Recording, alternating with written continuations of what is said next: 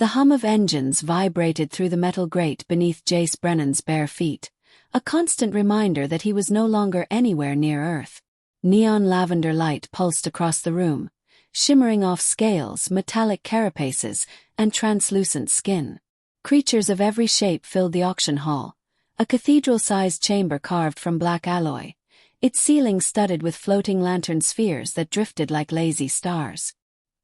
He sat in a cage barely larger than a kennel, knees pulled tight, wrists bound with a soft, flexible filament that looked harmless but burned when he tried to stretch it. Across from him, an insectoid bidder clicked impatient mandibles while a furred reptile sniffed at the air. A voice boomed in a language Jace didn't recognize, until a translator node embedded in the wall vibrated, converting guttural tones to trade speech. Lot 37. Human specimen. Will. Untrained but vocal. Gasps and curious murmurs rippled. Several aliens leaned closer, tilting horned or multifaceted heads. "Do they really speak?" one asked in disgust. "My cousin kept one," said it cried when she left the room. Another snickered. Jace swallowed, forcing his breath steady. His heart hammered but his eyes burned with quiet fury. Panic wouldn't help. Observing would. A figure moved through the crowd, not lumbering like the soldiers but gliding. Tall, elegant, wrapped in dark silks threaded with shifting metallic patterns. Her lavender skin caught the neon light like polished stone. She paused before his cage, golden irises narrowing. "Stand," she commanded. The translator whispered the order a second later, but Jace already understood her posture. Imperious, expecting obedience. Slowly he rose. His knee wobbled. He hit it with a square set of his shoulders. The crowd murmured again. "It looks defiant," someone hissed. "Perhaps defective." Her gaze sharpened. She reached through the bars, brushing the filament at his wrists. Her nails were cool metal shards. "You weren't bred," she observed. "You think you're more than property." Jace's jaw tightened. "Where I come from," he rasped, voice rough from disuse. "People don't belong in cages." Silence. Even the auctioneer flinched. Her brows arched then. Unexpectedly, she laughed. Not kindly, but intrigued. "I'll take it," she announced. Credits flashed through the air as glowing symbols. Transaction complete. Guards unlocked the cage and hauled Jace forward. The aristocrat's scent drifted near him, something sharp like ozone. As they walked toward the exit hatch, he glanced back. Other cages held other pets. Eyes dull, compliant. His pulse kicked harder. The noblewoman glanced at him sideways. "You speak without permission. Either stupidity or spirit." Jace met her gaze. "Maybe both." The corner of her mouth twitched, almost a smile. "Humans," she murmured. "Such unpredictable creatures." And as the auction doors sealed behind them, Jace sensed something shifting. Not freedom, but a battlefield where words, pride, and identity would be the only weapons he had. The starship Eclipse Seraph was less a vessel and more a cathedral of metal and light. Its corridors curved like polished bone, lit with bioluminescent lines pulsing softly beneath the floor. The engines thrummed with a low resonance that settled into Jace's ribcage. Alien, but steady enough to anchor him. Princess Rael walked ahead, flanked by her guards, their segmented armor clicking faintly like clockwork as they moved. Jace trailed behind, wrists free but watched. He studied every panel, every shimmer of atmosphere filters along the ceiling. Curiosity kept fear at bay. She guided him into her private observation lounge. A circular room suspended above the void, walls transparent to reveal a swollen purple nebula wrapped in threads of starlight.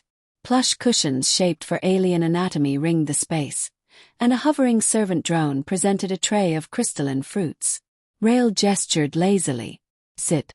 Speak when addressed. Otherwise, silence." The translator rendered it perfectly, but Jace didn't need it. Her tone spoke volumes. He sat, back straight, eyes wide, not cowering but not reckless either. Her gold eyes studied him like a puzzle.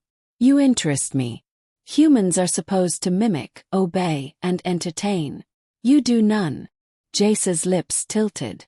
Maybe your manuals are outdated. The guards stiffened. One stepped forward, but Rael lifted a hand. The soldier froze. Answer this, she said. Why did you refuse to bow at the auction? Jace glanced at the nebula beyond the glass. Because kneeling isn't how you meet the universe. Standing is. A flicker, confusion or admiration, passed over her features. Before she could reply, one of her drones dropped from the air, sparking violently, its metallic limbs twitching as flames licked its underside. The guards startled, scrambling to grab a fire suppressor. Rael snapped. Retrieve it. Jace was already up. He seized a fallen tool from a console, something like a crystal screwdriver, and jammed it into a panel beneath the drone. A jolt singed his fingertips. The thing screeched, lights pulsing red. Stop! A guard barked, blade half drawn. Unless you want the power conduit to blow, no, Jace grunted. He twisted the tool, sparks died, the drone fell silent. Rael stared. You reset its core override. Jace blew on his fingers, wincing.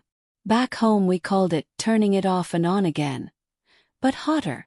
The guards exchanged uneasy looks. No pet should know engineering, let alone beat trained technicians to action.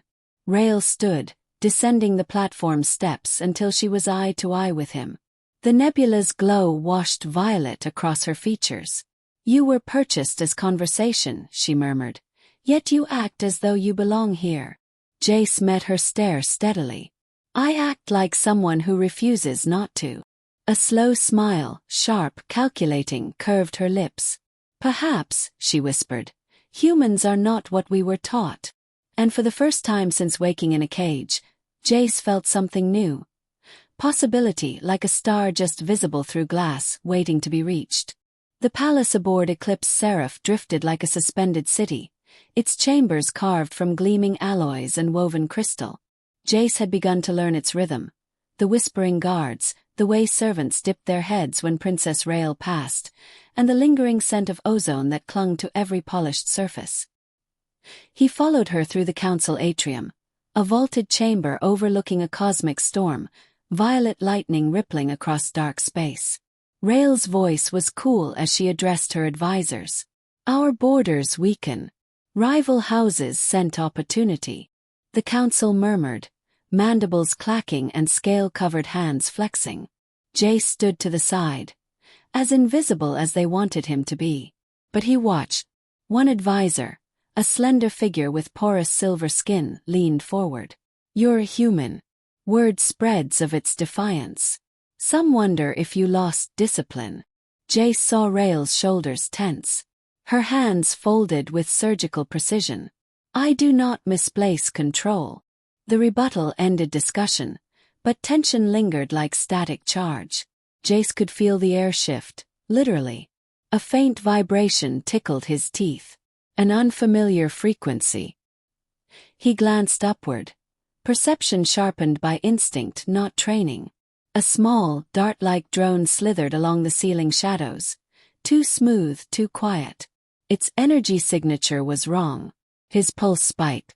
Get down! He lunged. Rael barely turned before he hit her, driving her behind the obsidian dais. A pulse blast erupted where she had stood, molten slag splattering across the council table. Chaos detonated. Guards shrieked orders, weapons drawn. Rael stared up at him, shocked, eyes wide.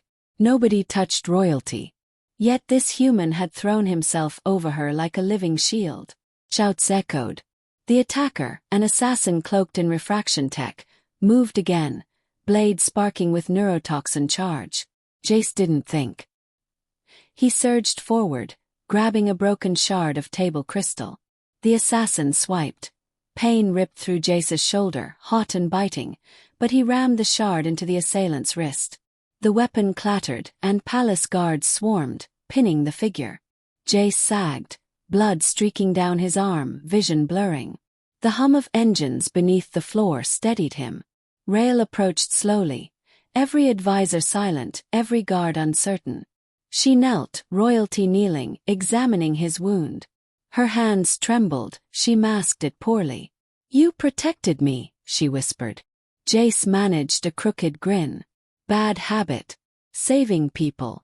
Her gaze flicked to the silent room. Advisors watched with something between disbelief and fear. No pet risked itself willingly. Rael's voice sharpened, aimed at them rather than him. "See this? A creature you call lesser diverted death when trained warriors failed." She turned back to Jace, her thumb brushing blood from his jaw. Something fragile flickered in her gold eyes. Confusion, respect, something else fighting to surface. "Why?" she breathed. "Why would you?" Jace winced as medics descended on him. "Because where I come from," he rasped. "You don't walk away if someone needs you." Rael watched him carried off, and for the first time, she questioned who had actually saved whom. The medbay lights were too bright, sterile white that washed everything clean except the ache in Jace's arm. His shoulder was sealed with a patch of living nanogel, the wound knitting with faint blue pulses. He lay on a reclining slab, but rest wasn't allowed. Guards watched him as though he were explosive. The door hissed open. Rael stepped inside, robes trading ceremonial filigree for midnight black. Her face was still, too still. "You caused upheaval," she said. No greeting. No softness. The hum of the starship engines vibrated between her words. Jace sat up slowly.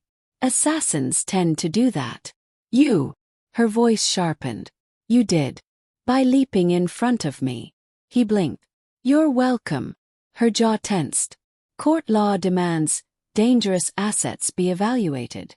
The council thinks your instincts make you unpredictable." He hated how cold the word asset felt. "So what happens to unpredictable assets here?" Her silence answered before she did. "Terminated." Two armored guards shifted forward. Jace's pulse stumbled, but he stayed seated, fingers curling into the slab. Rael stepped closer. A storm flickered behind her gold irises. War between duty and something nameless. "I argued to keep you. They denied me." Jace's breath caught. Not fear but betrayal's sting. He had saved her life. He thought that might matter. Stupid. The guards moved. One reached for his arm. And something primal snapped inside him. Words burst out. Raw, instinctive, unplanned. "She's my mate." Everything froze. The medbay seemed to stop humming, as if the ship itself listened. Rael's eyes widened, shock, disbelief, then horror. The guards slowly backed away, uncertain. "Mate," she echoed, voice barely air. Jace blinked, adrenaline racing now that he realized what he'd just said. "Where I come from it means, someone you protect. Someone you choose." But in Kelry law, mate meant sacred bond, inviolable, untouchable. Even the council could not interfere.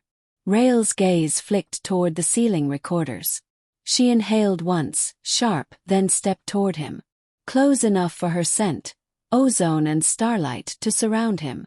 "You have spoken before witnesses," she said, voice trembling at edges.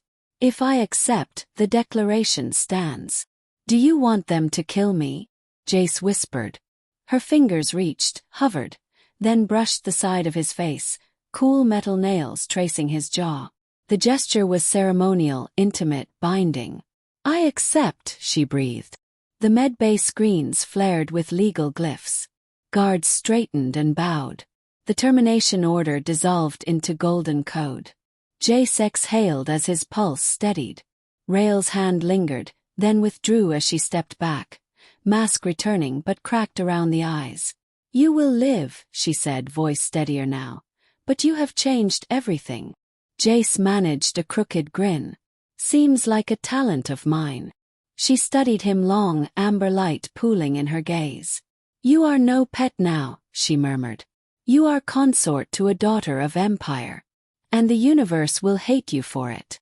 Yet beneath her warning, Jace heard something else. Fear, yes, but also an ember of pride. Outside, the ship engines roared, like a herald announcing that nothing would ever be the same again. The palace shifted after the declaration, like a machine abruptly aware of its flaws. Doors that once slid open for Rael alone now parted for Jace as well, though guards never failed to tighten grips on their rifles when he passed. Hushed voices followed him through crystalline corridors, whispers clinging like static. Consort. Abomination. Mate. Jace ignored them, focusing instead on training. The palace's gravity shift gym was a floating maze. Sections of floor rotated midair, platforms spun unpredictably, simulating battlefield disorientation. He'd requested access, not for glory but survival. Princess Rael watched him from a balcony above, arms folded, the glow of nebula light tracing silver along her cheekbones. The instructor, a four-armed veteran with scarred mandibles, thrust a staff toward Jace. Again. If you fall, you die in a real strike. Jace wiped sweat from his brow, muscles burning, air tasting faintly metallic. You Kelry never heard of encouragement. Encouragement is for broodlings, the alien hissed. Jace lunged, misjudged a rotation panel, nearly pitched into empty space, but twisted midair, grabbed a rail, and swung back up with a grin. Humans improvise. The instructor paused, unwilling but acknowledging the move. Later, Rael joined him as he downed electrolyte gel that tasted like copper and citrus. She sat beside him on the hovering platform, unusually close. You are becoming difficult to kill, she said. He smirked. Trying my best to be inconvenient. Her expression softened, then shuttered. Some nobles think I dishonor the Empire. They want us removed. Us? He echoed quietly. Rael's gaze didn't meet his. Duty bindings require outward unity. Emotion is unnecessary. Jace fidgeted with the gel pack. So there's duty, and then there's what you actually feel. Her jaw tightened. Feelings are exploited here. Back home, he said softly. Feelings are why people fight, to protect someone, not just something. Silence stretched. Blue lightning rippled beyond the glass as a cosmic storm passed the ship. Finally she asked, why protect me? You owed me nothing. Jace looked at her, truly looked. The armor, the command, the loneliness she never admitted. Because you were worth choosing. Rael inhaled sharply, almost a flinch. She turned away, but not fast enough. He saw her mask crack. A comm chime cut through the moment, harsh, urgent. A hologram flickered before them. Riots at the lower stations, nobles stirring rebellion, assassins sighted near her chambers. Rael stood. War spills through the Empire because of what we are. Jace rose beside her. Good. Let them see us win. Her eyes searched his, something fierce igniting. A decision forming. For the first time, she whispered, voice trembling under iron control. I am afraid of losing someone. Jace's hand brushed hers. A deliberate risk. That's why we fight. Not for thrones. For each other. She didn't pull away. Not this time. And outside alarms echoed, calling them both into a future shaped by rebellion, loyalty, and a connection neither culture was ready to name. The war came like a pressure wave, felt before it was heard. Alarms pulsed scarlet through the palace ship, corridors flooded with soldiers, shields manifesting as rippling energy fields. Jace ran alongside Rael, boots pounding against alloy floors as gravity fluctuated, the ship shifting to combat stance. Sections 3 and 9 compromised. A voice crackled over comms. Noble insurgents breaching the command ring. Rael's jaw was rigid, but her fingers brushed Jace's as they sprinted. Unplanned contact, grounding and terrifying. The elevator opened into zero gravity. The command ring floated in chaos. Soldiers spinning through air, rifle bursts lighting space like silent fireworks. Jace grabbed onto a rotating rail, momentum ripping his stomach loose. Stay close, Rael barked. But Jace wasn't built to obey blindly. Not anymore. He launched himself toward a drifting soldier whose oxygen feed had snapped, slamming into him and snapping the hose back into its port. The alien sputtered, stunned that a human saved him. Jace propelled off toward Rael again, just in time to see a blade rise behind her. He curled, kicked off a wall hard enough to bruise bone, and collided with the attacker. They tumbled, Jace ripping the weapon loose, his body screaming from the gravity shifts. A plasma bolt scorched the air, fired by insurgents now swarming the chamber. Rael shouted commands, voice thundering through the combat feed. Her troops rallied, but she was being overwhelmed. Jace yanked himself upright, gripping a fallen spear with gravity-locked stabilizers. He slammed it into the floor panel, magnetic anchors engaging, pulling the drifting soldiers into cover. "Humans aren't dead weight," he snarled through grit teeth. The tide turned, but the final knot of nobles surged toward Rael, symbols of rebellion blazing across their armor. They raised a detonator. Jace's breath froze. And then, deliberately, without hesitation, he knelt. Not in submission but in declaration. One knee to the floor, spear grounded. His voice echoing across the chamber. "I kneel not as property. I kneel as the one who chooses her." The detonator wielder faltered. Kneeling was sacred. A warrior kneel, a binding vow. Rael stared, utterly undone. Eyes wide, mouth parted, the battlefield dropping away for a heartbeat.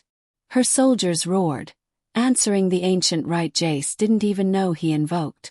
Energy surged as loyalists crashed through the rebellion, crushing the last resistance. The chamber steadied. Gravity returned, slamming bodies to the floor. Smoke drifted. The war was ending. Rael strode toward Jace, every step shaky despite her composure. She knelt too, mirroring him. "You give yourself freely," she whispered. "No law, no bond, just choice."